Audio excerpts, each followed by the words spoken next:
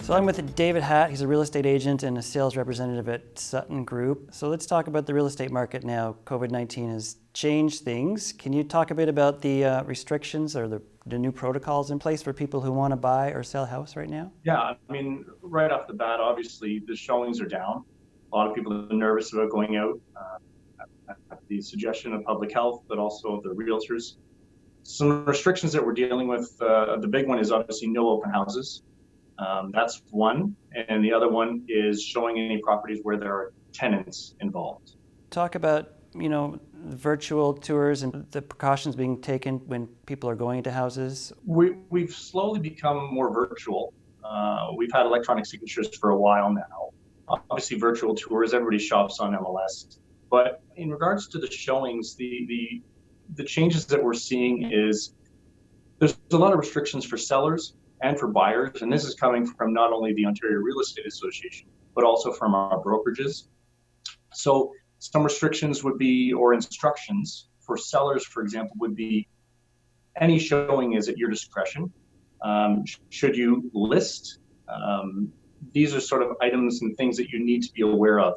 All buying agents are required to have forms filled out by their buyers, having questions such as, have you traveled in the last 14 days? Have you knowingly been in contact with anybody who's traveled in the last 14 days? Are you showing any symptoms, and so on? More of a disclaimer. But for the showings themselves, it's recommended that the sellers turn on all the lights, open all interior doors, have hand sanitizer ready. Obviously, after the showings, they need to wipe down, things like that. For the buyers, the main restrictions are travel in your own car, don't go with the realtor. Only the members of the family that are really required to purchase a house should go. So don't bring your kids, don't bring your parents, things like that. You're supposed to use hand sanitizer before you go in. Don't touch any doorknobs when you're in. Don't sit on the furniture. Don't use the washroom. Just common sense things, but unfortunately we have to spell it out. Most people are very, very good.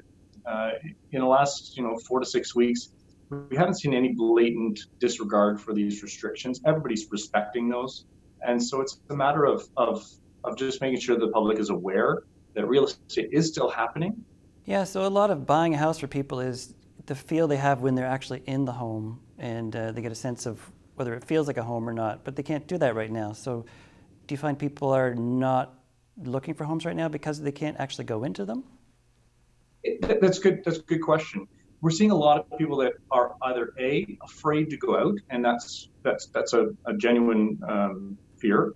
There are those who don't want to bother the sellers or their agents during this time, and that's something that we've had to really focus on. We don't show properties unless absolutely necessary. So if there's some clients that we've been working with that just might want to take a look at that property, we're advising against that kind of stuff. But with the virtual tours nowadays, the virtual floor plans, everything like that, there's really, at the moment, no reason why the buyers need to go through unless it's an absolute yes, we need to see it, and I think we're going to offer. A good example would be we have some clients coming in from Germany, military posting back, and we had to do all of our showings virtually, meaning I go through with literally a phone and a gimbal, which is obviously, if those who don't know, it's something you can walk around with to keep the camera still. We show them the property. They have access to floor plans online. And then they can make an informed decision, but we are the boots on the ground for them to say, listen, this is a house that does not show like pictures. This is a house that has a lot of wear and tear. And the clients from Germany, we did that for a few houses. We found the right one. They purchased it from Germany.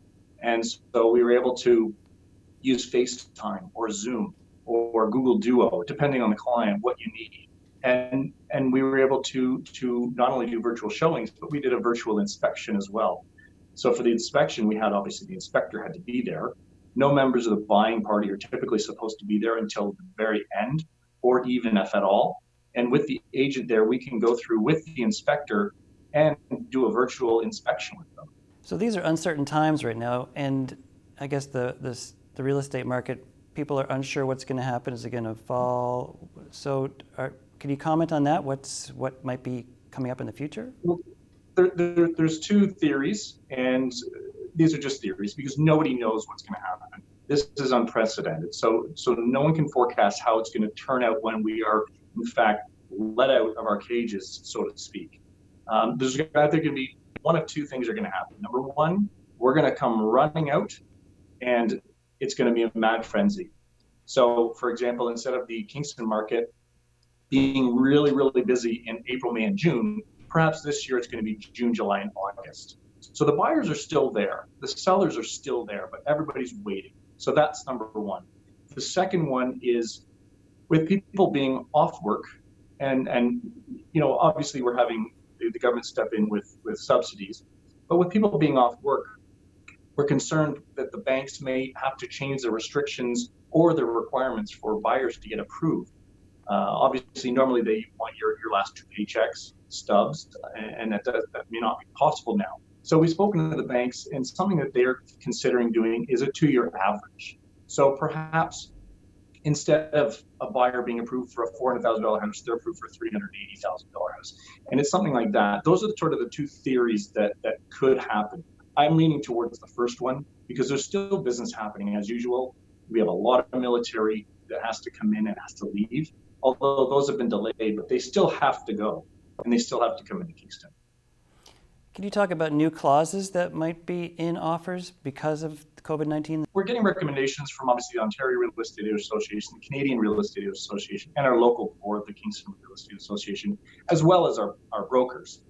And certain precautions that we're having to put in, and they're not conditions, they're clauses, they're just stipulations in the offer.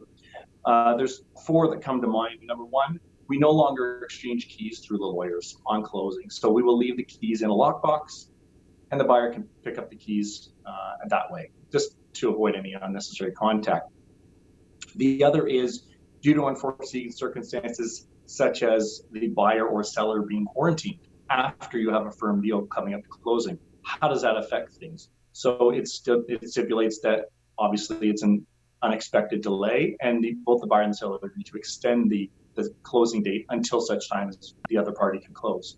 Another one would be if the land registry office closes, or the banks, or the lawyers. If any of those close, obviously you cannot close the deal.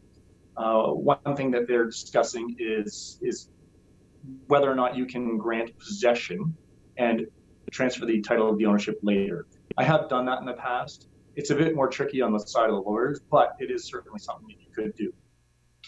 So another consideration is something where the closing is just delayed a bit. So if, for example, the banks do close, it's going to be closed at the deal will be closed at the earliest convenience. So it's not a matter of specifically advancing it so many days. Those are sort of the 4 things that come to mind, and we're commonly seeing in our offers. And these are coming down from the top. So this is not something that realtors are creating themselves. We're taking advice from our governing bodies and putting the proper clauses in there to protect the buyers and the sellers. Can you talk about the standard use of virtual business right now? Yeah, so I mentioned that earlier. We're seeing more and more virtual showings. Obviously, face-to-face is ideal when purchasing a property, but in this case, you can't do it some cases. So we're seeing a lot more agents using their technology at their disposal. If you haven't been using DocuSign, which is an electronic signatures platform, we're seeing almost everybody shifting over to that as well. For those who aren't very tech savvy, they're having to move in that direction. Our Kingston Real Estate Association just actually added what's called a web form, and it's for technology. So it showed how you can use your phone to create videos, virtual tours, things like that. So they're really trying to support us in changing over to an almost completely virtual system, although there's always that face-to-face, like I mentioned. Great, thanks, Dave. One last thing. Can you talk about maybe the challenges you're facing personally being a real estate agent in this COVID-19 crisis? Personally, my business has slowed for obvious reasons. I am still conducting business because I do a lot of military. My business partner, John Price, and I, we do a lot of military. So they're moving in from Germany, Belgium, some from Ottawa. We have other places as well, but those have been delayed. So our business is still coming in. There are a lot of agents that have elected not to work, and that's entirely up to them. And there are some that are just going like regular with the simple precautions. But for myself, it's business as usual, although much slower. Great. David Hatt, thanks for talking to us and sharing this information with our viewers. Appreciate it. You're welcome. Stay safe. You too. Bye.